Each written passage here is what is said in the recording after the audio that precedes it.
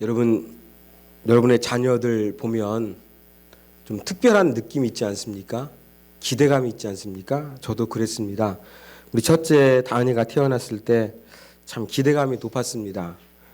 그래가지고 이렇게 어린 시절에 막 이렇게 주기도문을 외우는데 좀 막 외우는데 잘 못 외운 것 같으니까 저도 모르게 애한테 한번 짜증이 냈던 경이 있습니다. 왜 그랬을까요? 우리 딸은 천재야. 잘할 거야. 라는 그 부모로서의 기대감이 제 안에 있었기 때문에 애가 조금 못하는 거에 대해서 또 첫째다 보니까 저도 경험도 없다 보니까 딸에 대한 기대치는 높고 또 내 아이는 특별한 것 같은 그런 기대감이 있었기 때문에 그 아이가 그 주기도문을 제대로 못했을 때에 제가 그렇게 조금 마음속에서 실망했던 그 느낌을 제가 지울 수가 없습니다. 왜 그럴까요? 왜 아무것도 모르는 그 어린 아이지만 제가 왜 이러한 기대감을 가질까요? 그것은 부모로서 자녀를 사랑하고 또 이 자녀가 뭔가 특별하다는 느낌을 가질 때가 부모로서 많기 때문에 그렇습니다. 아마 저뿐만이 아니라 여러분들도 여러분들의 자녀에 대해서 내 자녀가 특별한 것 같은 느낌을 가지셨던 경험은 다 가지고 계실 것입니다. 자, 그렇다고 한다 그러면 마리아는 어떠했을까요? 마리아는 예수에 대해서 어떠한 느낌이었을까요? 오늘은 한번 마리아의 성탄의 의미를 저희가 한번 추적해 보기를 원합니다. 마리아가 예수 그리스도를 탄생하게 되었는데 그 시작은 어떻게 되었느냐? 천사 가브리엘이 마리아를 찾아와서 수태고지를 해줍니다. 네가 아들을 낳을 것인데 그 이름을 예수라 하라. 이름까지도 알려줬습니다. 그 다음 누가복음 1장에 보면은요, 그 이름을 예수라 하라 이것만 가르쳐 준 것이 아니라 그 아이 됨됨이가 어떨 것인가 이야기를 해줬어요. 제가 읽어드리면 어떤 부분이 있냐면, 그가 큰 자가 되고 지극히 높으신 이의 아들이라 일컬어질 것이요 주 하나님께서 그 조상 다윗의 왕위를 그에게 주시리니 영원히 야곱의 집을 왕으로 다스리실 것이며 그 나라가 무궁하리라. 왕권이 언급되고 있어요. 여러분, 천사가 나타나가지고 너 임신할 건데 이름을 예수라 해라. 그리고 그 아이는 높으신 이의 아들이고 다윗의 왕위를 가진 사람이야. 이런 이야기를 들었어요. 그렇다 그러면 마리아가 앞으로 자기 몸에서 태어나게 될 그 예수에 대한 기대감은 어떠했을 것 같습니까? 엄청났을 것입니다. 만일 우리가 잘 알고 있는 것처럼 그 유대인들의 메시아관이 있었습니다. 어떤 메시아관이었느냐? 정치적인 메시아관. 다윗과 같은 아주 싸움을 잘하는, 전쟁을 잘하는 그러한 메시아가 나타나서 이스라엘을 로마의 압제로부터 해방시킬 이 메시아를 기대했을 것입니다. 마리아가 당시 통속적인 메시아관에 휩싸여 있다고 한다 그러면 이러한 생각을 가지고 있을지도 모르겠습니다. 그러나 조금 다르게 어쩌면 이런 메시아관을 갖지 않고 뭔가 다른 의미에서 다른 일을 하실 예수님일지도 모르겠다라는 기대감을 가졌는지도 모르겠습니다. 분명히 우리는 아이를 낳게 되면 그 아이에 대한 기대감이 있는데 이 아기 예수는 천사가 이름과 태어날 것, 어떠한 존재가 될 것인지를 다 이야기해 줬기 때문에 이것은 분명히 특별한 기대감을 가질 수밖에 없었던 아이였음은 분명합니다. 그런데 어떤 일이 벌어지느냐? 아이가 태어날 때까지 과정을 보면 마리아가 기대했던 것과 조금 다른 과정을 거치게 됩니다.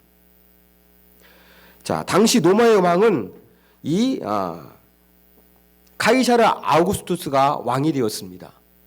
그리고 로마 황제가 되면 자기 나라를 더욱더 견고히 이끌기 위해서 뭘 하느냐? 14년마다 인구조사를 했습니다. 인구조사한 이유는 뭐냐면 세금을 많이 걷어들이기 위함이었습니다.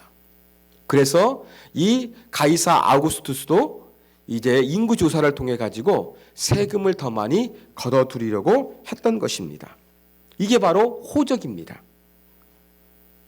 그런데 이 호적 인구 조사를 위해서 세금을 걷기 위해서 노마 정책적으로 조사하게 되었는데, 당시 이 호적 조사, 인구 조사는 그냥 자기가 살고 있는 곳에서 할 수도 있었어요. 이것이 바로 일반적인 로마 나라의 관습이었습니다. 그런데 유대의 관습은 고향을 방문하는 거였어요. 왜냐하면 이스라엘은 하나님께서 12지파에게 땅을 지파 단위로 분배해 줬거든요. 그리고 이 지파를 이제 보존하는 것은 상당히 중요한 문제였습니다. 그렇기 때문에 이제 요셉은 어떠했느냐? 당시 보편적인 노마의 인구조사를 위해서 자기가 살고 있는 곳에서 호적 신고를 하는 것이 아니라 고향으로 가서 이제 인구조사 등록을 해야만 했던 것입니다. 그래서 이제 요셉도 호적 조사를 위해서 고향을 방문해야만 했습니다. 그런데 마리아는 어떤 존재입니까? 아직 약혼했지 결혼을 하지 않은 상태입니다. 정혼녀였지 아직 결혼식을 거행하지는 않았어요. 그러면 데려가야 될까요? 데려가지 말아야 될까요? 여러분 같으면 어떻게 하시겠습니까? 아직 결혼도 하지 않았는데 호적 조사를 위해서 약혼녀를 데려가시겠습니까? 안 데려가시겠습니까? 그리고 지금 약혼녀의 상태가 어떻습니까? 만삭의 상태였습니다. 만삭의 상태에서 지금처럼 교통문화가 발달하지 않았음에도 불구하고 마리아를 여러분 데려가시겠습니까? 안 데려가시겠습니까? 마리아를 데려가지 않으면 어떤 일이 벌어지겠습니까? 요셉이 멀리 떠나는 사이에 아직도 결혼식을 거행하지도 않았는데 마리아는 벌써 배가 불러왔어요. 그러면 사람들의 쑥덕거림을 마리아 혼자 당해야 되고, 언제 아이가 태어날지도 모르는데 장기간 동안 남편이 자리를 비우게 되면 그 사이에 출생하면 어떻게 되나? 그런 두려움도 있었을 것입니다. 그래서 그랬는지 이 요셉과 마리아는 호적 조사를 위해서 마리아도 함께 베들레헴으로 방문하기로 결정해서 같이 떠나게 된 것입니다. 여기까지도 얼마든지 다 이해할 수 있어요. 로마 나라의 정책이었으니까. 그리고 또 이제 남편만 보내는 것이 아니라 만삭으로 나 혼자 남아있는 것보다 나도 같이 가는 것도 괜찮겠네 라고 하면서 얼마든지 갈 수가 있었습니다. 근데 베들레헴 도착했어요. 고향 땅에. 근데 인구조사하기 위해서 우리뿐만 아니라 많은 베들레헴에 고향을 두고 있던 사람들이 많이 방문을 했습니다. 갑자기 시골 동네에 많은 사람들이 모이다 보니까 잘 곳이 없는 거예요. 빈 방이 없다는 것은 지금으로 말하는 여관, 호텔, 모텔 이런 데에 방이 없다는 것이 아니었습니다. 여러분 지난 주일날 제가 설교했던 대로 이스라엘의 가옥구조를 말씀을 드렸죠. 숙박업체 방도 없었고 그냥 일반 집에도 방이 없었습니다.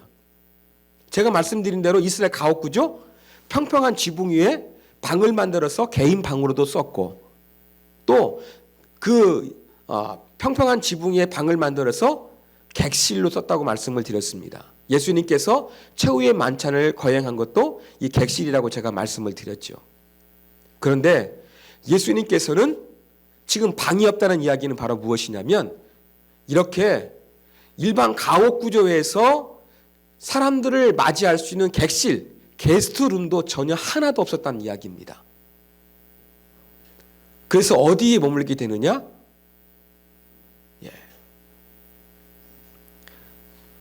이제 말구유에 머물게 되는 것이죠. 가축우리죠, 쉽게 말하면. 근데 가축우리라고 한다 그러면 우리는 집과 떨어져 있는 공간을 생각하기 쉬운데, 여러분 제가 주일날 보여드렸던 그 그림에 보면은요, 이스라엘의 가옥 구조 1층 안에서는 가축우리도 집 안에 있었습니다. 가축우리도. 그러면 지금 예수님께서 일반 숙소도 다 너무 사람들이 많아가지고 동이 났고 집집마다 가지고 있던 게스트룸도 있었는데 너무나 많은 사람들이 와서 다 차지했으니까 이 요셉 부부를 위해서 제공해 줄 수 있는 방이 없었어요. 그래서 어디에 머물게 되느냐?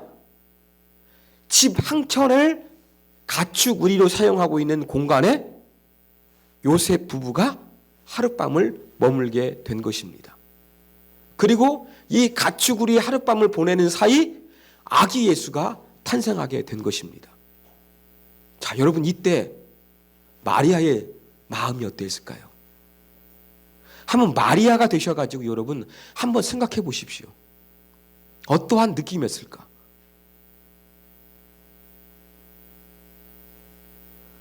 뭐 인구조사도 좋다. 내가 여기까지 따라온 것도 괜찮다. 근데 방이 없는데 말 구유에서 자는데 아들 예수가 태어난 거예요. 천사가 나한테 뭐라고 했는데 이름을 예수라 하라고 했는데 그 아이는 왕과 같은 존재가 된다고 했는데 뭔가 특별한 아이인데 보통 아이가 아닌데 어떻게 이렇게 말 구육관에서 태어날 수가 있지? 여러분 이러한 느낌이 들지 않았겠습니까? 그리고 아이를 출산하게 된다 그러면 뭐 산후 우울증 같은 게 있다고 저도 그냥 귀동냥에서 들었습니다. 아마 아이를 출산하고 난 이후에는 더 공허한 마음에 이러한 생각이 많았을지도 모르겠습니다. 분명히 천사가 알려준 이 아기 예수는 뭔가 특별한 아이인데 이렇게 게스트룸도 아니라 집안도 아니라 가축우리에서 태어나야 되다니 이건 말도 안 돼. 특별한 아이가 어찌 이렇게 가축우리에서 태어날 수가 있단 말인가? 말할 수 없는 실망감이 크지 않았을까? 저는 그렇게 묵상을 해봤습니다. 여러분 그렇지 않겠습니까? 이게 바로 마리아의 성탄이었어요. 그런데 반전이 일어납니다. 어떠한 반전입니까? 말 구유에 아이를 출산하고 어쩌면 실망감 가운데서 어떻게 내가 이렇게 말 구유에서 아기 예수를 낳을 수 있지? 하나님 너무하시는데 이런 느낌이 들었던 찰나 별을 따라서 동방박사가 찾아옵니다. 그리고 황금과 유황과 몰약으로서 아기 예수 앞에 경배합니다. 이때의 마리아의 마음 어떻겠습니까? 천사 가브리엘의 이야기가 틀리지 않았구나. 그래 분명히 뭔가 특별한 아이임이 분명하구나. 이러한 것을 확신하면서 감사하지 않았겠습니까? 이게 바로 마리아의 성탄절이었습니다. 제가 볼 때 마리아의 성탄절은 극과 극을 오갔을 것입니다. 힘든 몸을 이끌고 베들레헴을 방문했습니다. 그래서 숙소가 없어가지고 가축우리에서 그 소중한 아이를 출산하게 되었습니다. 우울했습니다. 기쁘지가 않았습니다.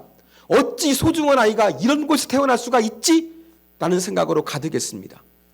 그러나 이러한 생각을 완전히 뒤집어버리는 생각지도 못했던 저 멀리에서 별을 따라 경배하기 위해서 찾아왔던 동방박사 일행들의 방문을 바꿔서 마리아는 기뻐하고 즐거워하며 자기의 실망감이 잘못됐음을 고백하며 하나님께 영광을 올려드렸을 것입니다. 이게 바로 마리아의 성탄이었습니다. 사랑하는 여러분, 마리아의 성탄처럼 저와 여러분도 깊은 성탄의 의미를 알기 전까지는 실망감이 있을지도 모르겠습니다. 낭만감이 있을지도 모르겠습니다. 아기 예수가 내게 뭘 해줬는데 라고 하면서 반문할지도 모르겠습니다. 여러분의 신앙에 대해서 굳건하지 못한 모습이 나타날지도 모르겠습니다. 그러나 그 가장 극적인 상황을 하나님께서는 말 구유를 통해서 연출하셨습니다. 마리아여 하여금 잠시 실망하게 했지만 그 동방박사의 경배를 통해서 기쁨으로 바뀔 수 있도록 마리아에게 놀라운 성탄의 선물을 하나님께서 허락하여 주신 것입니다. 저와 여러분에게도 이러한 모든 부분들을 바꿀 수 있는 성탄의 기쁜 의미가 찾아오기를 희망합니다. 내게 실망이 되는 것, 내게 힘이 안 나는 것, 이러한 모든 부분들을 완전히 역전시킬 수 있는 깊은 성탄의 의미가 저와 여러분에게도 마리아처럼 찾아와서 여러분이 정말로 기쁨으로써 아기 예수의 탄생을 기뻐하고 감사하고 영광 돌릴 수 있는 성탄이 되기를 간절히 소망합니다. 바로 성탄은 이렇게 극과 극처럼 역전을 시키는, 반전을 이루는 놀라운 성탄이었습니다. 여러분의 인생 가운데도 아기 예수 그리스도의 탄생이 여러분의 삶을 역전시키는 축복으로 다가오기를 주님의 이름으로 축원합니다. 기도하겠습니다. 하나님, 오늘은 마리아가 성탄절을 맞이하는 마음과 느낌은 어떠했을까? 저희가 한번 살펴보았습니다. 천사 가브리엘의 수태고지를 통해서 특별한 기대감을 가졌을 것입니다. 그의 말대로 진행되는 거 봤을 때에 감사했을 것입니다. 그러나 막상 아기 예수를 출생하는 환경은 생각조차 못했던 환경이었습니다. 왕적인 존재가 저 시골 베들레헴에서 그 일반적인 집의 게스트룸도 아닌 가축우리에서 아기 예수가 태어나게 되었고, 여물통에 누워야만 했던 그 순간을 마리아가 어떻게 바라봤겠습니까? 내가 아이를 낳았다라는 안도감도 있었을 것이지만 어떻게 왕적인 존재가 이렇게 가축우리에서 태어났을까 하는 실망감도 많이 있었을 것입니다. 그러나 마리아는 동방박사의 경배를 받아가지고 그의 실망감은 기쁨으로, 감사로, 영광의 노래로 반전이 되었을 것입니다. 이게 바로 마리아의 성탄절이었습니다. 주여, 아기 예수의 탄생이 우리에게도 반전을 이루게 하여 주시기를 원합니다. 우리의 삶과 우리의 가정과 우리의 모든 것을 새롭게 바꿀 수 있는 축복으로 다가올 수 있도록 은혜를 베풀어 주시기를 원합니다. 이러한 하나님의 은혜가 곳곳에 필요합니다. 아기 예수의 탄생이 나와 내 가정과 교회와 이 나라 이민족 이외, 세계 이외에 흘러가서 새로운 역사로 쓰여지는 아름다운 은혜가 임하게 하여 주시옵소서. 이 모든 말씀 귀하신 예수님의 이름으로 기도하옵나이다. 아멘.